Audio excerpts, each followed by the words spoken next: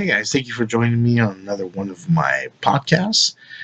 You're now listening to the Franchise 80s podcast, and today's podcast is going to be specifically about a WWE wrestling pay per view that's coming up uh, called the WWE Super Showdown, and that's going to be headed our way on Friday, June 7th, from the King Abdullah Sports City Stadium in Saudi Arabia.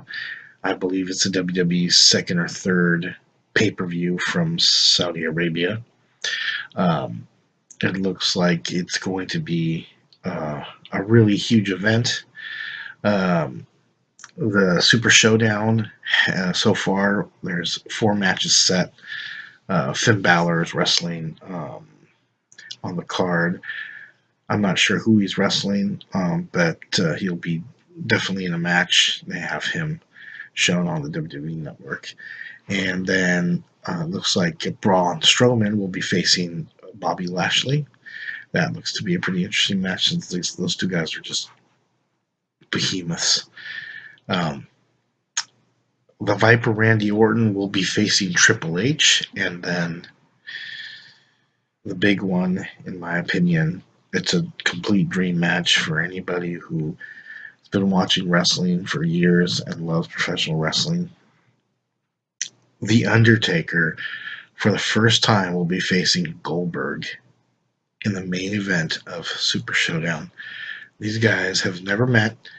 They've tangled up one time at the Royal Rumble recently when Goldberg came back to face Brock Lesnar in this last WWE run.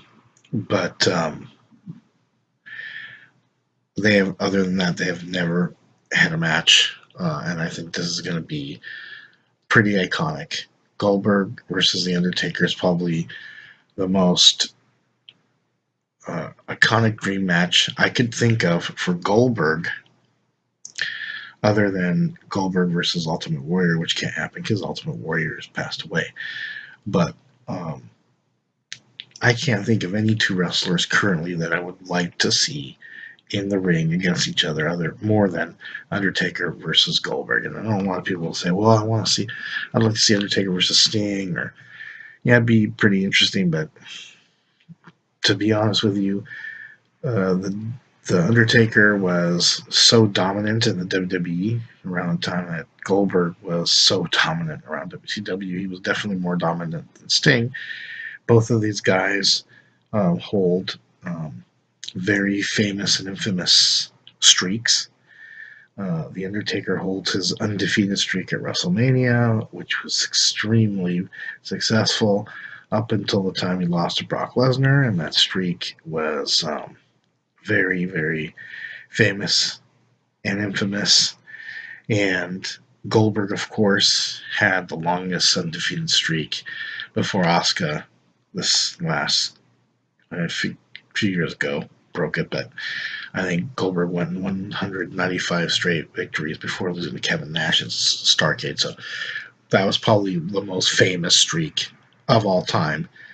That and then the Undertaker's WrestleMania streak. So these two guys, the masters of undefeated streaks, will be facing each other in a one-on-one match. That's going to be, I believe that's going to be pretty exciting to see these two guys face to face in the ring.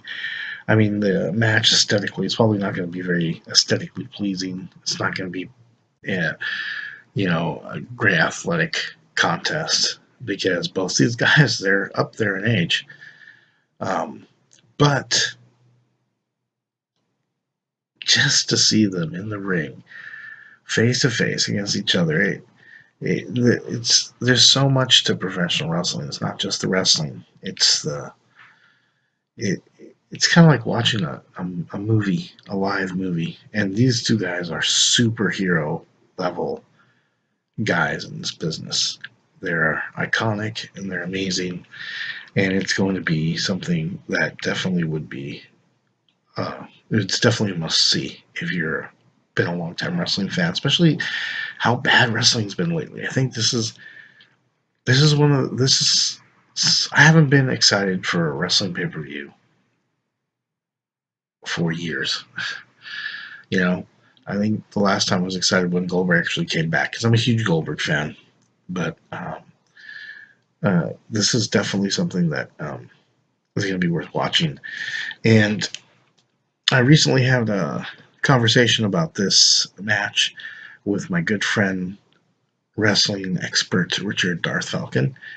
And I'm going to be showing you the conversation I had recently on one of my podcasts. And we're going to take this this call already in progress. So I'll show you guys that video of me and Richard discussing this match, and I hope you enjoy it. Please remember to like and subscribe, and I will see you guys next time on the Franchise Ladies podcast. Thank you. I ask you about Goldberg and the Undertaker. You want to ask me about Goldberg and Undertaker? Well, what about it? I wanted. Is it already announced? I mean, is it already like set in stone? Yes, it's set in stone. Oh, it is. Oh, okay. I didn't know they announced it on Raw or SmackDown yet.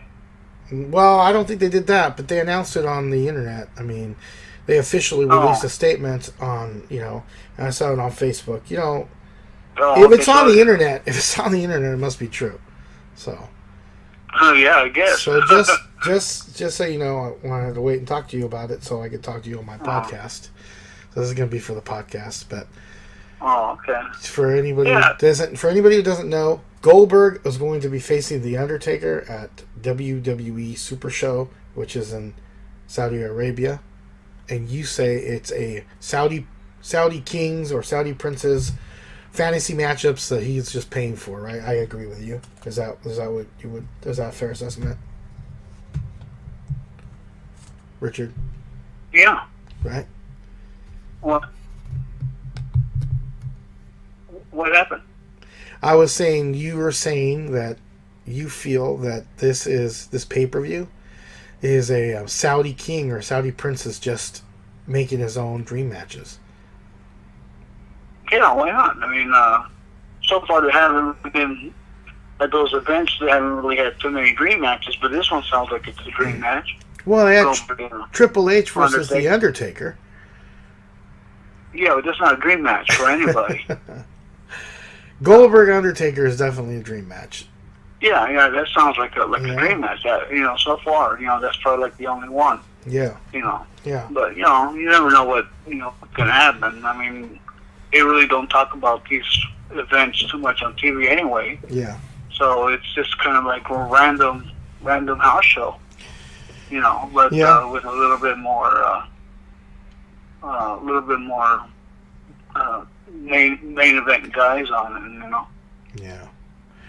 Well, I think that I really hope that Goldberg ends up winning this match, or that they have Goldberg win, because I wouldn't see the point. Win. I mean, it doesn't matter because not winning though.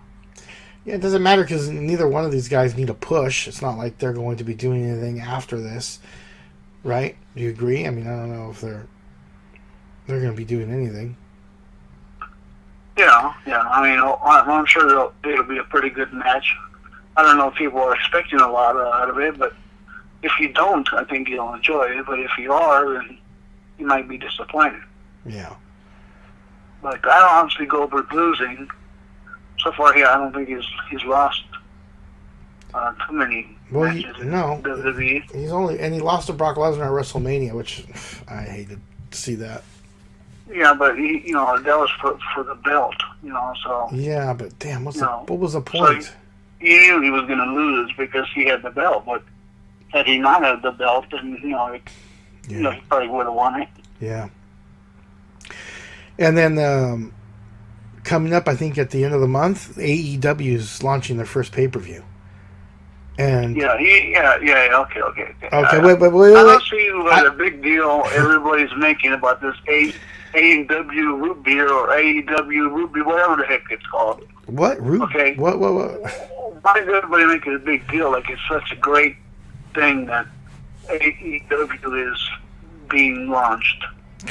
Why is that such a great thing when when no other great things have been coming around. Look at TNA or Impact, whatever it's called, and all these other companies. Why is everybody making such a big deal about this AEW? I just don't get it.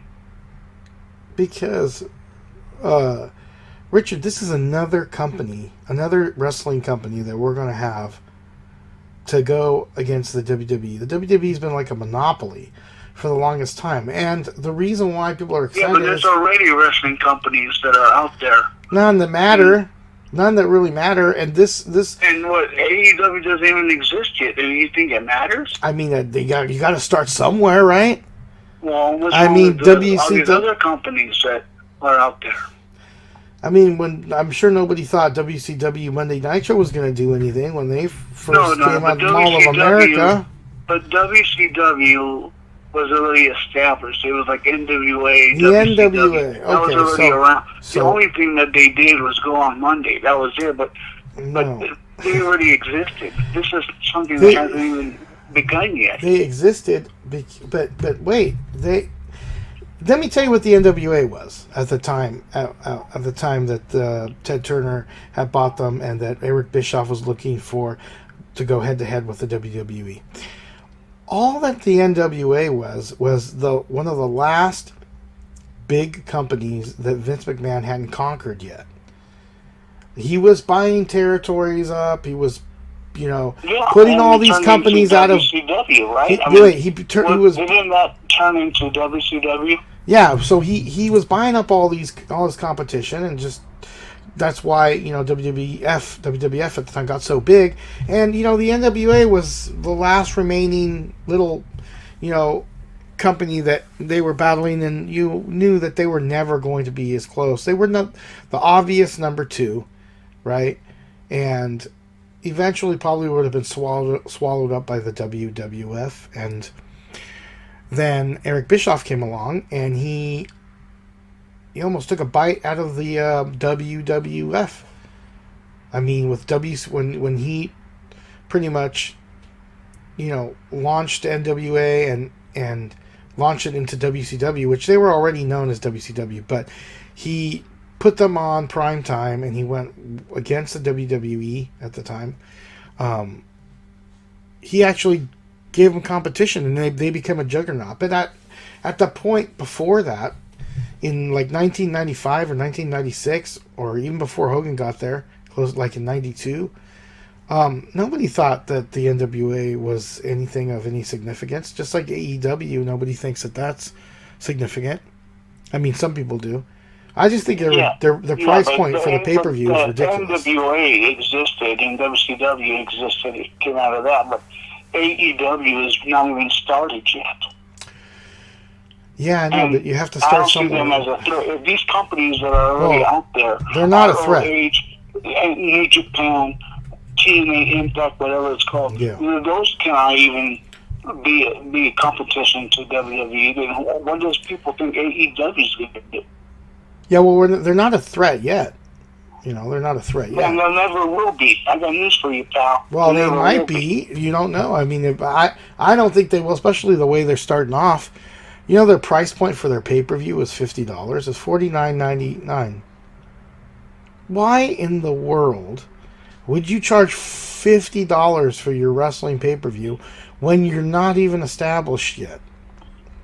When everybody else can watch the WWE pay-per-views for free if they have the WWE network, they're only paying $10. It's not for free. I mean, you don't get pay-per-views for free. You do get them for free if you have the WWE network. I mean, you're paying for that $9.99. So that's not free. It's not free. Not free. You're paying $9.99 a month for their service, their streaming service. Well, technically you could say it's free, because what you're doing is you're paying $9.99 for their streaming service, for their content library, and because you're paying the $9.99 to get their live streaming content library, what they're doing is they're giving you the pay-per-views, the live pay-per-views, for free. I mean, that's their business model at that point.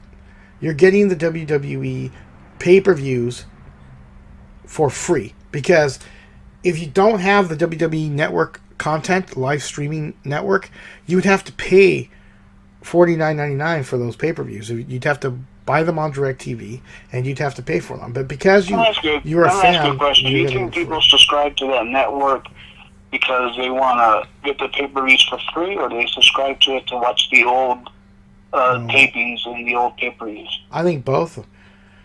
I think that there's a vast majority of people who subscribe to the WWE network because of all the great content that you can get on there, and it's amazing. Wouldn't you agree? I mean, it's a dream come true. Imagine if I would have told you back in the day when we were buying Pro Wrestling Illustrated, right? And we were buying those magazines, and we were just huge fans. If I would have told you that there was going to be this streaming service where you could get all this content, you could watch all these episodes of WWE Saturday Night or WCW Saturday Night, WWE Monday Night Raw, WWE Superstar Saturday Night's Main Event. What would you say? And I told you it was going to be $30 a month. What would you say? I'm in, right? Take my money, right? Yeah. Yeah. And they're doing it for $10. That's amazing. You know? And you know, who knows? Maybe you're right. Maybe you're right, and maybe in 5, 6, 7, 8 years, maybe 10 years, they'll add another tab to that, and it'll be the AEW content. I look at it like this. I don't see the AEW being a threat. I hope it's a good product. I hope they do really well. You know, it'd be nice to have a different option to the WWE if you're not into the WWE right now. Yeah. But for people to be going and saying that they're going to be competition and they're going to give them a run for their money, maybe not now, maybe years from now, if they are successful, who knows, maybe that might happen again. But for all I know, it's just a company that is starting out. Let's see what happens. I could be wrong. I mean, but everyone online can also be wrong too. So yeah. I'm just waiting to see what happens because I have yet to see anybody to come up and give them a competition. Yeah. And I said it before, is that I just hope that they're their own thing. I hope they don't try to be a carbon copy of WWE. Yeah. You know, they should do their own thing, develop their own following, and go from there. Yeah. You know, and then maybe WWE will wake up again and realize, hey, you know what, we're losing viewers or we're losing fans, and, you know, we gotta, you know, start doing it again. Yeah. Yeah. You know, so, I don't know, I'm just gonna have that wait and see attitude, you know. But, you know, I just think it's weird that everybody just talks about this like this is like the greatest thing in pro wrestling. Well, it's not weird. You know, people do that. They get hyped and excited for things. There's not much in wrestling right now to get excited over, so this is something you can get excited over. And real quick, not to change the subject, but I'm going to Star Wars. I wanted to ask you, have you seen these YouTube videos, or there's a YouTube video showing the fight scene between Obi-Wan and Darth Vader from the original? Oh, yeah. Have you seen it? It was like redone? Yeah, it was awesome. I think it looks pretty cool. Doesn't it look good? It's amazing. Yeah. I mean, if you could take that part of the movie and, well, really, it's not a remake. Is it a remake of it, or is it just footage showing us footage that we didn't see because they were cutting off to Luke and everything else? Because there was a scene where you see them fighting and then they cut out and where they're doing something else. So they didn't really remake that. They're just showing more of the fight that you didn't see. Because first you see Obi-Wan and Darth fighting, and then you see them towards the end where he kind of holds up his lightsaber and lets him strike him down. There's a whole chunk of a fight that's missing. So is this that chunk? Or is this the whole thing redone? No, well, the whole thing was... yeah, you made me speechless here. The whole thing is redone, but there are parts of the movie that you say is cut away, but some of the parts that we see between Vader and Obi-Wan added. You know, it's still added in there. Yeah. I think that, you know, when you look at the original movie, you don't see those parts. It was added in. Yeah. For that fan, whoever the person that made that scene added all those clips in. Yeah. I think it looks pretty cool. Somebody posted it to me, and I thought it was really cool, and I was watching it over and over again. Yeah, it was pretty awesome. I don't know who did that or what, but I think it was amazing. So, yeah, pretty awesome. Yeah. You took a generally bland lightsaber fight between Obi-Wan and Vader, and made it look like something that would probably take place in a more modern Star Wars film. Yeah, I think that was the whole point. I think that, and it's funny because we were talking about that. Remember, I think we were talking about that, and I said, "What would you prefer if they fought like they did in the new episodes, episode 1 through 3, or if they fought like they did in